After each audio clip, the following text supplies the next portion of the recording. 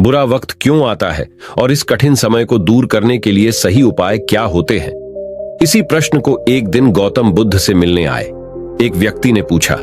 बुद्ध इस पर बोले, बुरा वक्त आने के कारण तो कई होते हैं, लेकिन किसी व्यक्ति के जीवन में बुरा वक्त आना ये उस व्यक्ति के लिए अति लाभदायक भी होता है। बुद्ध से मिलने आया व्यक्ति गड़बड़ाया और बोला, है महात्मा, आप ये क्या कह रहे हैं? बुरा वक्त लाभदायक होता है। अगर आपको ऐसा ही लगता है तो मुझे बताइए, बुरे वक्त में इंसान दुखी क्यों होता है? और अगर कोई व्यक्ति दुखी है तो इसमें उस व्यक्ति को किस प्रकार लाभ मिल रहा है?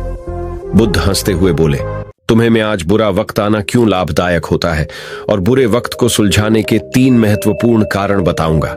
सुनो, किसी भी व्यक्ति का बुरा वक्त 3 भागों में होता है। पहले तो अगर किसी को शरीर से संबंधित कुछ रोग है, दूसरा घर में धन की समस्या है, वही तीसरा परिवार में बार बार झगड़े होना। सबसे ज्यादा ये 3 कारण से पीड़ित व्यक्ति मुझे मिलते हैं। बुद्ध से मिलने आया व्यक्ति गौतम बुद्ध से बोला, हे महात्मा, आप कह तो सही रहे हो, लेकिन इन तीनों समस्याओं का सही हल क्या होता है?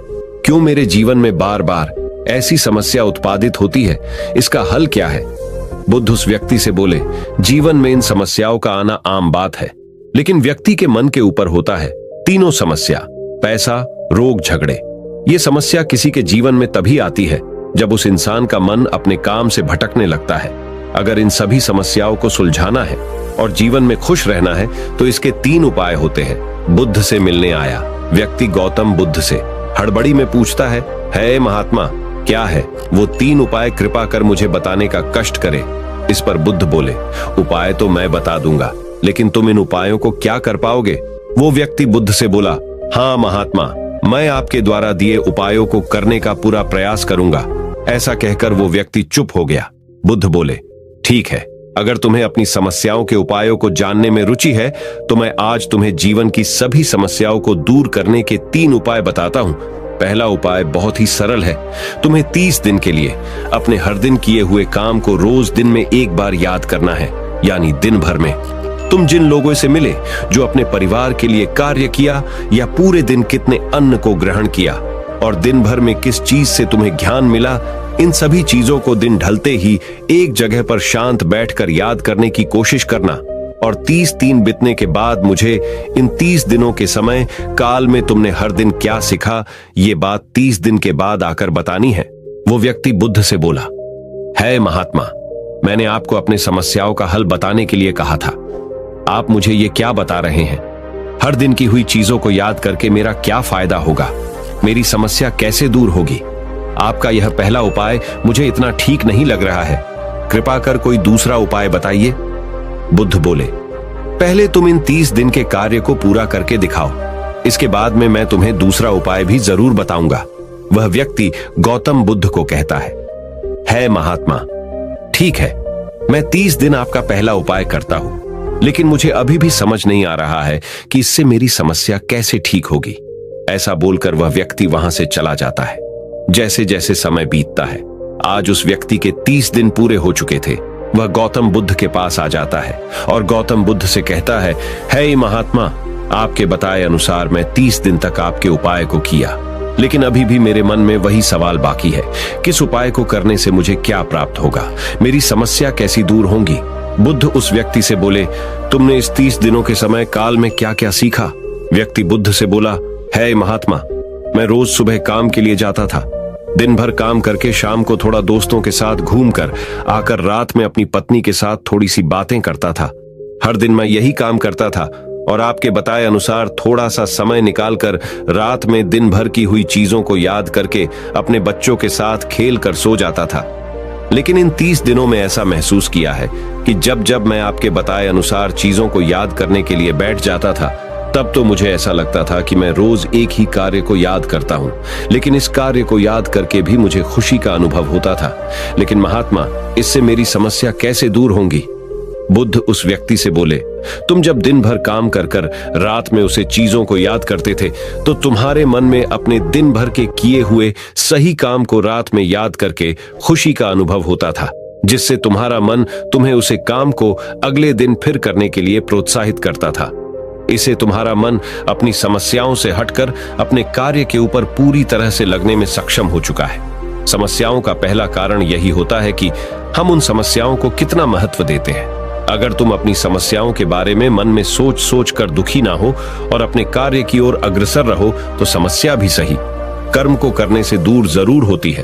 वह व्यक्ति गौतम बुद्ध से बोला, बुद्ध, आप कह तो सही रहे हो, लेकिन फिर भी समस्याओं को ना सोचकर समस्याओं का हल तो नहीं मिल सकता। आप मुझे दूसरा उपाय भी बताइए।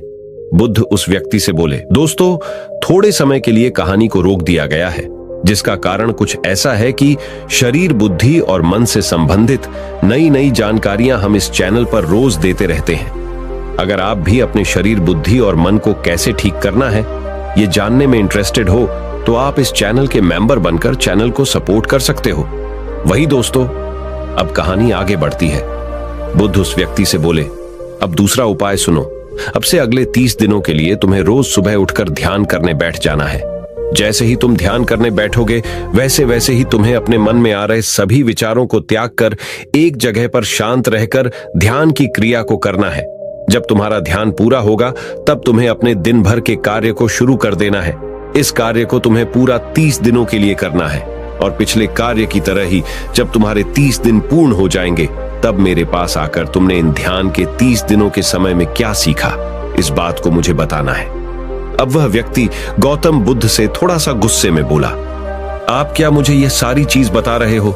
ध्यान करना और चीजों को याद करना, यह तो मेरी समस्या का कोई हल नहीं हुआ। लगता है आपको मेरी समस्या समझ नहीं आई है, जिस वजह से आप मुझे ऐसे हल दे रहे हो जिससे मुझे नहीं लगता कि मेरी समस्याएं हल होंगी। है महात्मा, आप मेरा मजाक उड़ाना बंद करें और मुझे मेरी समस्याओं का सही हल बताइए।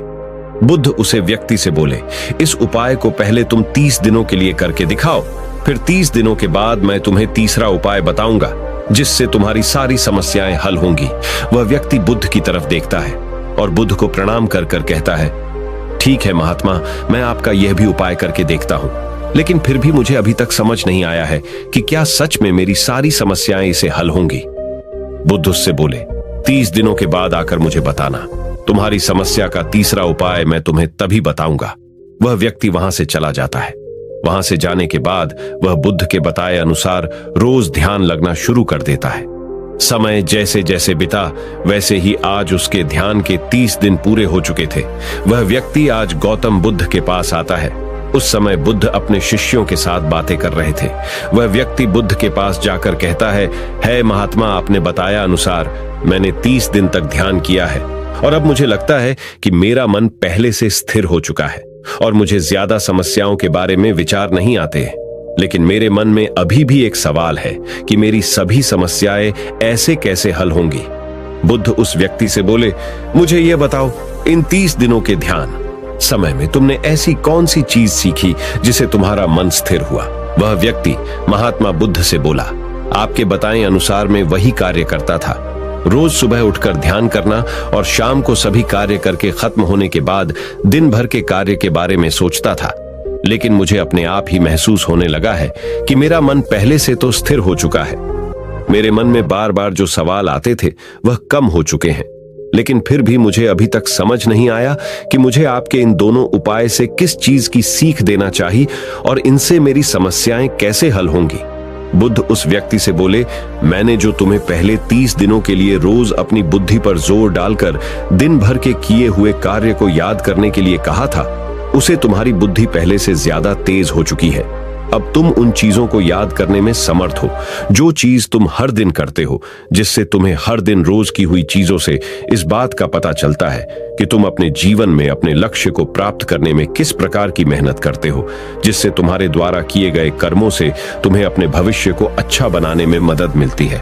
और जो मैंने तुम्हें दूसरा उपाय बताया था, जो कि ध्यान था, उससे तुम्हारा मन पहले से ज्यादा काबू में आना शुरू हो चुका है, जिससे कि तुम्हारे मन में अलग अलग समस्याओं के विचार आना कम होकर तुम्हारा मन काबू में होने में तुम्हें मदद मिली, जिस वजह से तुम्हारा ध्यान समस्याओं से हटकर अपने लक्ष्य को कैसे प्राप्त करना है इस पर ज्यादा लगने लगा। जब इंसान का मन अपने लक्ष्य पर लगना शुरू होता है और जो व्यक्ति हर दिन के किए हुए काम को याद करता है, उस व्यक्ति के मन में उसका भविष्य कितना उज्जवल होने वाला है इसकी आशा उत्पन्न होती है, जिसकी सारी समस्याएं एक तरफ रहकर वह इंसान खुशी को प्राप्त करता है। और जब इंसान के मन में अच्छे विचार पैदा होने लगते हैं तब उसे इंसान की उन्नति होना शुरू होती है। जो तीसरा उपाय था खुश रहने का, वह यही था कि तुम्हें समझ आए कि तुम किस जगह पर अपने ज्ञान को केंद्रित कर रहे थे। जिस जगह पर तुम अपने ज्ञान को लगा रहे थे उस चीज को तुम बदल नहीं सकते हो, लेकिन अपना कर्म करके जिन चीजों को तुम बदल सकते हो उन चीजों पर ध्यान लगाकर सारी समस्याओं का हल निकाल सकते हो। इसलिए हर इंसान को अपनी समस्याओं के विषय में सोचकर अपने मन को दुखी नहीं करना है। जब इंसान अपनी समस्याओं के बारे में सोचना छोड़कर अपने काम के ओर ध्यान देगा तब अपने आप ही उसकी समस्याएं दूर होना शुरू होंगी। वही दोस्तों, गौतम बुद्ध की इस कहानी को आप अपने परिवार या मित्रों के साथ शेयर करके उन्हें भी बुद्ध के ज्ञान से अवगत करा सकते हैं। अगर आपको अपने मन, बुद्धि या शरीर से संबंधित और गौतम बुद्ध के विचारों से संबंधित नई नई जानकारियां जानने में आपको इंटरेस्ट है तो आप इस चैनल के मेंबर बनके इस चैनल को मदद करके आप अपने शरीर, बुद्धि और मन की समस्याओं की जानकारी प्राप्त कर सकते हो। नमो बुद्धाय।